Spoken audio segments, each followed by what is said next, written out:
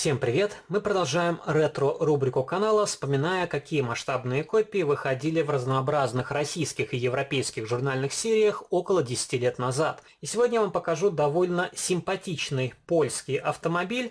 Это Fiat 125P. Машина в варианте ралли, точнее у нее схема окраски, как у раллийного спортивного автомобиля, потому что если говорить о масштабной копии, то особых отличий от базовой гражданской версии, помимо цвета и дополнительных фар в бампере, вы не найдете. А настоящий спортивный автомобиль имел каркас безопасности, некоторые демонтированные элементы в салоне для облегчения веса, другие колесные диски, усиленную подвеску и так далее. Если говорить о раллийных машинах, это отдельное направление в моей коллекции. У меня их тоже довольно большое количество, просто особо их не показываю в видеороликах, потому что на спортивную тематику среди зрителей моего канала небольшой интерес. Если говорить о недорогих масштабных копиях, то, например, довольно обширный ассортимент у бренда XO Models. У них, кстати, были анонсы о выпуске раллийных автомобилей марки ВАЗ. Пятерка, что-то похожее на гибрид пятерки с семеркой, и также я видел, запланирована была восьмерка. И посмотрим, в каком варианте она будет запущена в серию. И у меня от XO есть довольно старые модели, которые продавались в коробочках XO Junior. Это чуть упрощенные изделия. Они стоили чуть-чуть дешевле. В плане проработки они примерно такие же, как журнальная серия.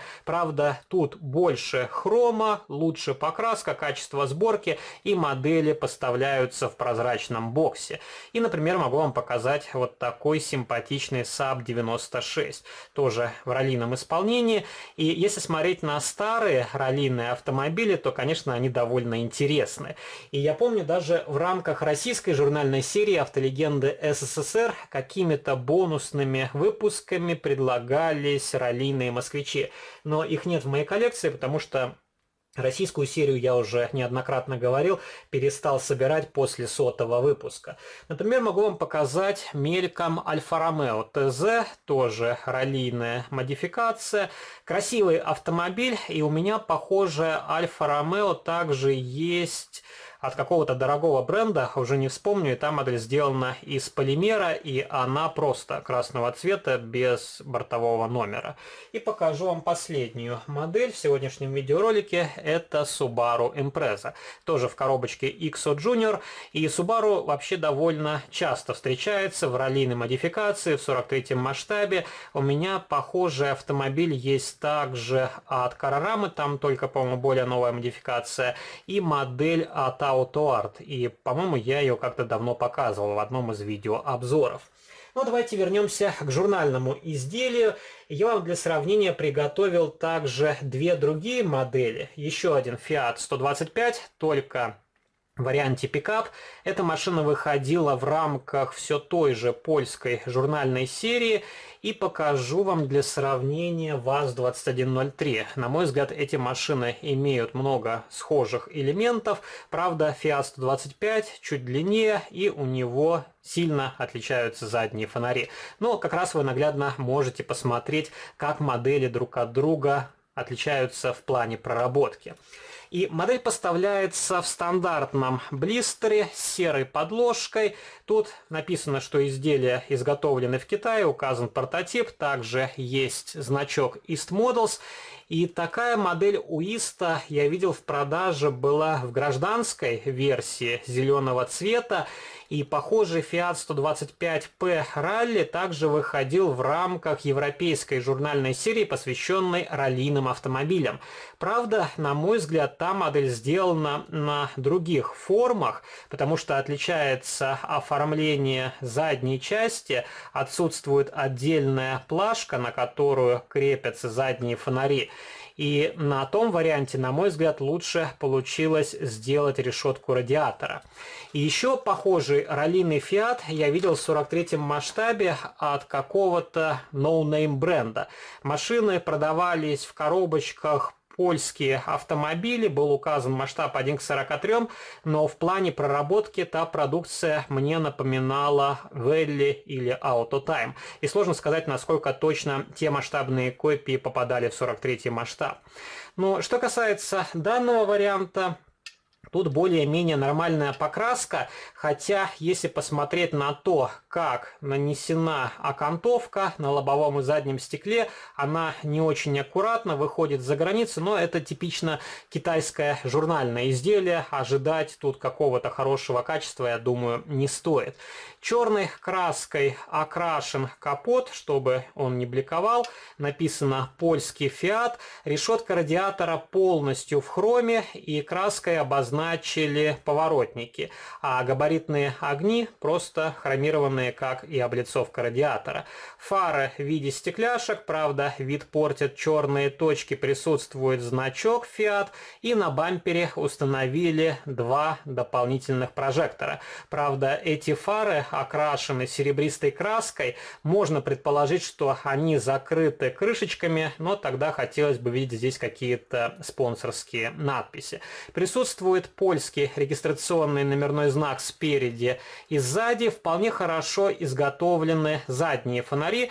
Правда, как и в случае с передней светотехникой, вид портят черные точки. И по-хорошему нужно срезать литнички, делать подложку из фольги.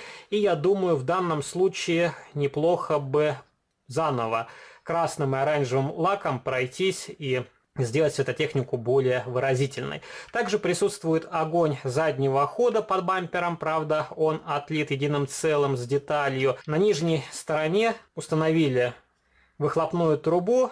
Задняя часть глушителя – это отдельный элемент, правда, конструкция очень хлипкая, и такое ощущение, как будто на моей модели была сломана труба. Во всяком случае, она намного ниже, чем юбка у задней части автомобиля. Также установлен топливный бак.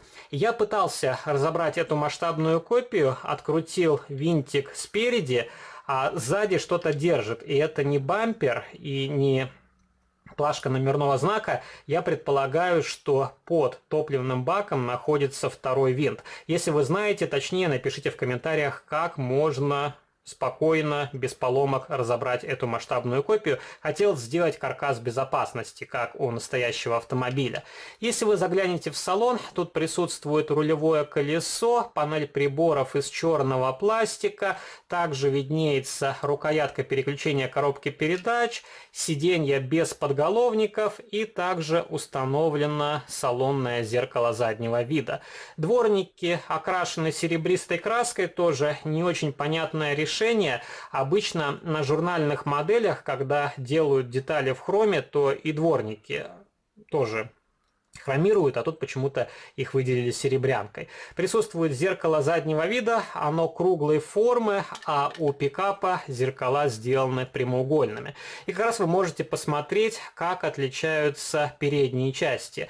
У автомобилей на пикапе решетка окрашена черной краской, и также у пикапа лучше сделаны поворотники.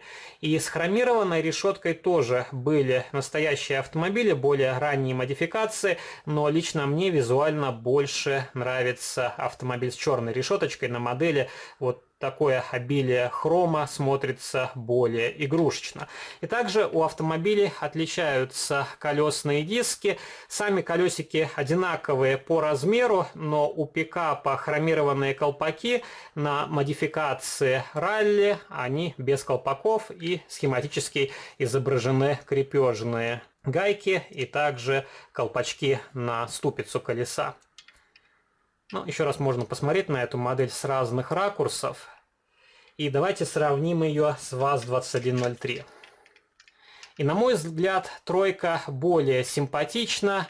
У нее как-то гармоничней смотрятся некоторые мелкие детали, например, передние поворотники на крыльях, также задние фонари. У Фиата, на мой взгляд, задняя светотехника выглядит не совсем естественная. Такое ощущение, как будто ее просто приделали от какого-то другого автомобиля. И, конечно, вид портит деталь на которую крепится бампер и светотехника. И странно, почему вообще ее отлили из пластика, когда можно было сделать заднюю стенку единым целым. И, кстати, похожее решение на тройке, правда, тут этот элемент выглядит более изящно и правдоподобно. И вот так у моделей выглядят нижние части.